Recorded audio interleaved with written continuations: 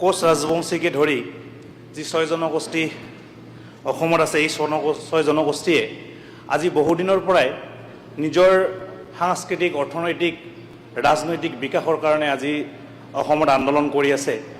ঠিক একেদৰে কোচ ৰাজবংশী জনগোষ্ঠীটোও আজি বহুদিনৰ পৰাই অসমত নিজৰ অৰ্থনৈতিক, সাংস্কৃতিক, ৰাজনৈতিক সকলো দিশত বিকাশৰ কাৰণে বা নিজৰ জাতিটোৰ উত্তৰণৰ কাৰণে তেওঁলোকে কাম কৰি আছে আৰু আজি অসমখনত আন্দোলন কৰি আছে। আপুনি দেখা পাইছে।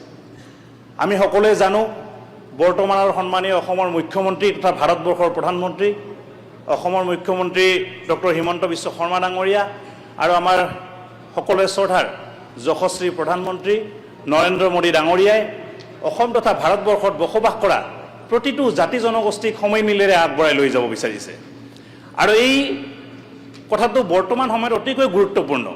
অসমখনক আমি আগবঢ়াই যদি লৈ যাব লাগে তেতিয়াহ'লে প্ৰতিটো জাতি জনগোষ্ঠীক আমি আগবঢ়াই লৈ যাব লাগিব। আৰু আমি দেখা পাইছোঁ বৰ্তমানৰ আমাৰ সৰ্বকালৰ সৰ্বশ্ৰেষ্ঠ মুখ্যমন্ত্ৰী ডক্টৰ হিমন্ত বিশ্ব শৰ্মা ডাঙৰীয়াই ইয়াত বসবাস কৰা প্ৰতিটো ক্ষুদ্ৰ ক্ষুদ্ৰ জাতি জনগোষ্ঠীৰ কালচাৰসমূহ, প্ৰতিটো জাতি জনগোষ্ঠীৰ অৰ্থনৈতিক বিকাশ কৰাৰ কাৰণে, ৰাজনৈতিক বিকাশ কৰাৰ কাৰণে তেখেতে কাম কৰি আছে। আৰু আমি অতিকৈ আনন্দিত। আমি এই বুলিও দেখিব পাইছোঁ যে এইখন বিধানসভাতেই আমি কোচ ৰাজবংশী জনগোষ্ঠীত আমাৰ যদিও ভাষাটো স্বীকৃতিপ্ৰাপ্ত হোৱা নাছিল, তথাপিও আমাৰ জনগোষ্ঠীটোক সন্মান জনাই তেখেতে আমাৰ নিজৰ ভাষাতে তেখেতে ইয়াতে আমাক এই বুলি শপত বাক্য পাঠ কৰিবলৈ সুযোগ দিছিলে। গতিকে আমি নিজকে আনন্দ অনুভৱ কৰিছোঁ, গৌৰৱ অনুভৱ কৰিছোঁ যে আমি এইখন অসম ৰাজ্যৰ আমি সন্তান, আমাৰ এই বৰ্তমানৰ যশস্বী মুখ্যমন্ত্ৰী ডাঙৰীয়া আমাৰ যথেষ্ট কাম কৰি আছে। কিন্তু আপোনালোকে সকলোৱে জানে অধ্যক্ষ ডাঙৰীয়া, আমাৰ জনগোষ্ঠীটো উত্তৰণৰ কাৰণে আমাৰ কোচ ৰাজবংশী ছাত্ৰ সন্থাকে ধৰি আন আন বিভিন্ন স্বগোষ্ঠীয় জাতি জনগোষ্ঠীয় সংগঠনসমূহে বিভিন্ন দিনৰ পৰা আন্দোলন কৰি আছে। কিন্তু আমি দেখিবলৈ পাইছোঁ আজি আপোনালোকে দেখিছে যে অসমত বসবাস কৰা যি কোচ ৰাজবংশী জনগোষ্ঠীৰ লগতে 6টা জনগোষ্ঠী আছে, এই জনগোষ্ঠীসমূহে যি জনজাতিকৰণৰ কথা কৈ আছে, এই জনজাতিকৰণৰ ক্ষেত্ৰত কিন্তু আমি যিমান সোনকালে এই জনজাতিকৰণটো পাব লাগিছিল, এই জনজাতিকৰণটো পোৱা নাই। আমি দেখিবলৈ পাইছোঁ যে ইয়াত থকা যিসকল আমাৰ ট্ৰাইবেল জনগোষ্ঠী আছে তেওঁলোকে বিভিন্ন সময়ত এই বস্তুটোত আখোৱাৰ কথাটো তেওঁলোকে কৈ আহিছে আৰু ক'বই অধ্যক্ষ ডাঙৰীয়া, কোৱাটো দৰকাৰ আছে। কাৰণ নিজৰ জনগোষ্ঠীৰ অধিকাৰটো ৰক্ষা কৰিবলৈ সকলো জাতি জনগোষ্ঠীয়ে চিন্তা কৰে আৰু সেই ক্ষেত্ৰত আমিও তেওঁলোকক সন্মান জনাব বিচাৰিছোঁ। ইয়াত থকা বড়ো জনগোষ্ঠী হওক, ৰাভা জনগোষ্ঠী হওক, সকলো জাতি জনগোষ্ঠীৰ অধিকাৰ অধ্যক্ষ ডাঙৰীয়া সুৰক্ষিত থাকিব লাগিব। আৰু সেই সুৰক্ষিত ৰখাৰ স্বাৰ্থতেই আমাৰ অসম চৰকাৰে আপোনালোকে দেখিছে যে সকলো জনগোষ্ঠীৰ, জাতি জনগোষ্ঠীৰ অধিকাৰ খৰ্ব নোহোৱাকৈ এখন প্ৰতিবেদন তৈয়াৰ কৰিছে, যাতে সেই প্ৰতিবেদনখনৰ জৰিয়তে আগতে ইয়াত থকা এক্সিষ্টিং ট্ৰাইবেলসকলৰ অধিকাৰ খৰ্ব নোহোৱাকৈ কোচ ৰাজবংশীকে ধৰি আন আন যি 5টা জনগোষ্ঠী আছে তেওঁলোকক যাতে জনজাতিকৰণৰ মৰ্যাদা দিব পাৰে, সেই কথাটো কিন্তু অসম চৰকাৰে চিন্তা চৰ্চা কৰি আছে অধ্যক্ষ মহোদয়। কিন্তু আমি আজি এটা কথা দুখেৰে ক'ব বিচাৰিছোঁ অধ্যক্ষ মহোদয়, এই প্ৰতিবেদনখনৰ কথা যেতিয়া আহে সদায় আমি দেখিবলৈ পাওঁ যে প্ৰতিবেদনখনৰ কথা যে পিছুৱাই গৈ থাকে।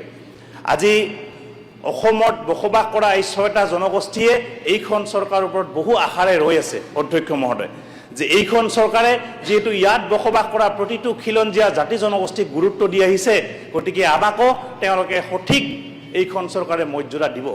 আৰু এই ক্ষেত্ৰত আমি সম্পূৰ্ণ বিশ্বাস আছে আমাৰ এইখন চৰকাৰৰ ওপৰত, কাৰণ আমি দেখি আহিছোঁ এইখন চৰকাৰে যথেষ্ট কাম কৰি আছে। যিবিলাক আগৰ চৰকাৰে কৰিব পৰা নাছিল সেই কামখিনি বৰ্তমানৰ চৰকাৰে কৰি আহিছে। কিন্তু আমি ভাবোঁ অধ্যক্ষ মহোদয় যে কোচ ৰাজবংশীকে ধৰি আন আন যি 5টা জাতি জনগোষ্ঠী আছে, এই জাতিসমূহক এক্সিষ্টিং ট্ৰাইবেলসকলৰ ক্ষতি নোহোৱাকৈ সোনকালে জনজাতিকৰণৰ মৰ্যাদা দিব লাগে।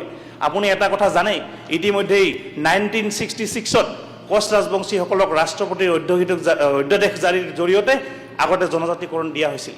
কিন্তু দুখৰ বিষয়ে 6 মাহ পিছতে সেই জনজাতিকৰণৰ মৰ্যাদাটো আমাৰ পৰা কাঢ়ি লৈ যোৱা হ'ল। আপুনি ভালকৈয়ে জানে, যদি এটা জনগোষ্ঠীৰ ক্ৰাইটেৰিয়া নাথাকে তেতিয়াহ'লে সেই জনগোষ্ঠীটোক কেনেকৈ জনজাতিকৰণ দিব পাৰে? আমাৰ ক্ৰাইটেৰিয়া থকাৰ কাৰণে আমাক সেই সময়ত জনজাতিকৰণ দিছিলে।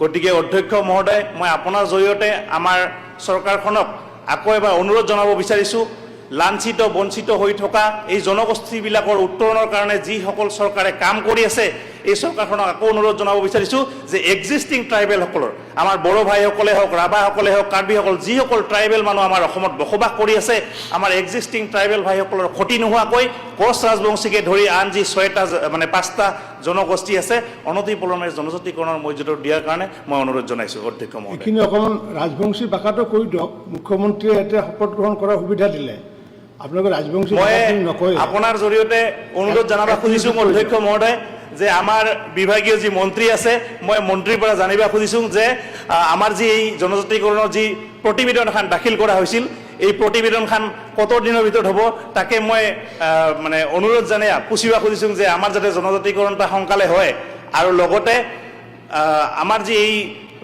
কোচ ৰাজবংশীকে ধৰি আন 5টা জনগোষ্ঠী আছে যাতে জনজাতিকৰণৰ মৰ্যাদা সোনকালে পায় তাকে মই অনুৰোধ জনাব খুজিছোঁ।